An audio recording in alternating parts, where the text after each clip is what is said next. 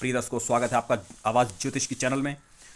जैसा कि हमने लास्ट वीडियो में बात की थी कि जारी रहेगी चर्चा आवाज़ ज्योतिष की में, तो हम बात करेंगे कि आखिर लग्न और अष्टम कितना ज़्यादा अंतर है इन दोनों भावों में, the first face and the second face of the life. First face में कितने लोग हैं जो जिनको सफलता मिली लेकिन वो टैग नहीं लगा, दुनिया से असफल होकर चले गए, और ऐसे कितने लोग हैं जो second face of the life में सफलता मिली और थे वो कुछ भी नहीं और बहुत बड़ा उनका नाम दुनिया के अंदर हुआ।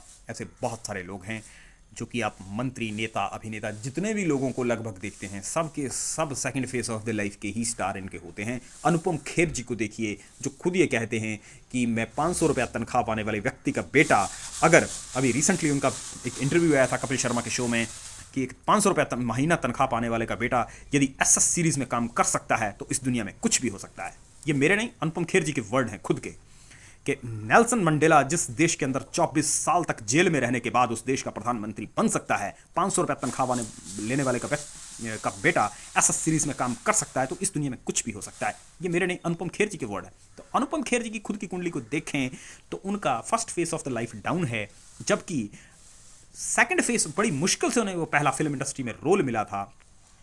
और अगर आज की डेट की बात करें तो उनकी आयु 65 को क्रॉस कर चुकी है, जब उनको सबसे बड़ी सफलता का आसमान मिल रहा है। पहला व्यक्ति जो एसएस सीरीज में जाके फॉरेन में काम कर रहा है, और भारतीय कलाकार जो कि विदेशियों के साथ विदेशी सीरियल में काम करता है, जो कि सबसे बड़ा टॉप लेवल का सीरियल है जो वर्ल्ड की हर भाषा में ट्रांसलेट हो रहा है, उस पर आप अनुपम खेर जी को देखते हैं। अनुपम खेर जी की कुंडली को देखिए तो वहाँ परिवर्तन योग बना हुआ है अष्टम और पंचम के बीच, और शनि भी उसमें मौजूद हैं। तो क्योंकि कलयुग अधिपति सम्राट शनि यहाँ पर तो विशेष फल देंगे ही। अब अष्टम भाव में जब परिवर्तन योग बनेगा तो वो तो व्यक्ति को उठाएगा ही, विशेष फल देगा ही। तो यही है वो चमत्कार उस second face of the life का, जो कि अनएक्सपेक्टेड सी चीज़ है कि इतनी बड़ी सफलता व्यक्ति को इतने बुढ़ापे में कैसे मिल सकती है, 65 ईयर्स की एज में कैसे मिल सकती है। व्यक्ति ने कोई विशेष सफलता प्राप्त करनी है तो फर्स्ट फेस में करेगा, सेकंड फेस में उसको बुढ़े में होकर क्या मिलेगा। अमिताभ बच्चन को देखिए, जैसे जैसे बुढ़े होते जा रहे हैं वो सफल होते ही चले जा रहे हैं। जब उनको वो कौन बनेगा करोड़पति आया करता था तब एग्जैक्टली शुक्र की नीच राउंड था लाल किताब के अनुसार। वो 2 साल का राउंड बीता और वो फिर से वैसे ही हो गए। अब ये भी एक अजीब बात है कि बुढ़ापे में व्यक्ति सफल कैसे हो सकता है, और जब वो असफल हो गए तो अब इतनी उम्र के अंदर व्यक्ति फिर से करोड़पति हो जाए, क्या ये पॉसिबल है? 4 ग्रह अमिताभ बच्चन के अष्टम भाव में बैठे हुए हैं और वहाँ से कहीं नहीं गए, और जो असफलता सिर्फ वो मिली थी कि मैं रोड़पति वो हो गए, वो शनि के स्वामी ग्रह, शनि उनके लग्न से उठ करके चतुर्थ भाव में, और चतुर्थ भाव का स्वामी आगे शुक्र जिसमें वो शनि मौजूद हैं वृष राशि में, वो बैठा हुआ है नीच का अष्टम भाव में, और वहाँ 4 ग्रह बैठे हुए। तो अब ये शुक्र के नीच होने से विशेष फल होना ही था, क्योंकि शुक्र शनि स्वयं उच्च के थे और शुक्र की राशि में मौजूद थे। जैसे ही शुक्र नीच होगा तो विशेष प्रभाव व्यक्ति पर देगा ही, क्योंकि वह शनि प्रधान कुंडली हो गई है व्यक्ति की पूरी तरह से। अब क्योंकि ये सेकंड जैसे ही वो क्रॉस हुआ कंडीशन तो खत्म हो गई, और ये 4 ग्रह इन्होंने अपना फल देना शुरू कर दिया। व्यक्ति बुढ़ापे में इतने बड़े सफलता और आसमान को छू गया। जो 8th हाउस है ये अमिताभ बच्चन का, इतनी बड़ी सफलता अमिताभ बच्चन को मिली, और आज अब लोग मिसाल दे रहे हैं कि अमिताभ बच्चन के पास इतनी बड़ी सफलता है, ये है वो है।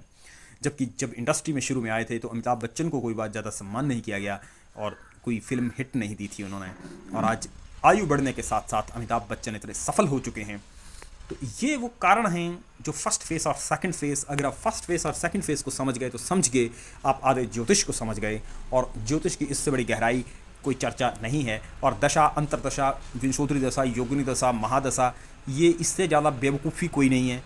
ये सिर्फ एक बेवकूफ़ बनाने वाली बातें हैं। विंशोत्तरी दशा और योगिनी दशा जब चलती है तो 15-15, 18-18, 20-20 साल की चलती है, और इस दशा में व्यक्ति के जीवन में कई उतार चढ़ाव आते हैं। आप कहेंगे कि अंतरदशाएँ, विंशोत्तरी दशाएँ, योगिनी दशाएँ ये सब ये करती, सब बेवकूफ़ बनाने वाली बातें हैं।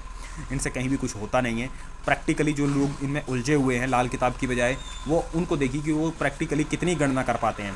वो सिर्फ तुक्के अंदाजे से ही हमेशा गणना करते हैं, और उनकी गणना में तभी इतनी त्रुटियां होती हैं। जबकि ये जो लाल किताब के सिद्धांत मैंने बेसिक से आपको बताए हैं और खुद की रिसर्च मैंने बताई है, लग्न और अष्टम ये कितनी प्रभावशाली और शक्तिशाली है।